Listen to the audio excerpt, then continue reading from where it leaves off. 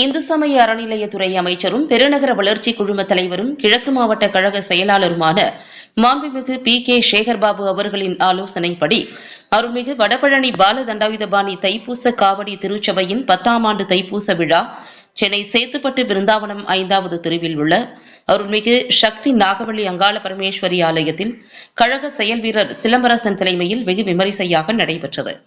இந்நிகழ்ச்சியில் எழும்பூர் தெற்கு பகுதி கழக செயலாளர் சுதாகர் மற்றும் மாமன்ற உறுப்பினர் சுந்தரராஜன் ஆகியோர் கலந்து கொண்டு பால்குட ஊர்வலத்தை துவக்கி வைத்து சிறப்பித்தனர்.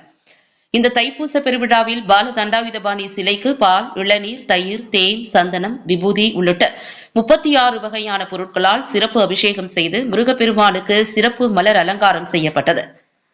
மேலும் முருக பக்தர்கள் அலகு குத்தியும் அலங்கரிக்கப்பட்ட பால் காவடி, சந்தன காவடிகள் எடுத்தும் 100க்கும் மேற்பட்ட அப்பகுதி பெண்கள் பால்குடம் ஏந்தி முக்கிய வீதிகள் வழியாக வடபழனி ஆண்டவர் ஆலயத்தினை சென்றடைந்து அங்கு முருகப்பெருமானுக்கு வழிபாடு செய்தனர். மேலும் இவ்விழாவில் பகுதி பொதுமக்கள், முருக பக்தர்கள் என பலர் கலந்து கொண்டு முருகப்பெருமானின் திருவருளை பெற்றனர்.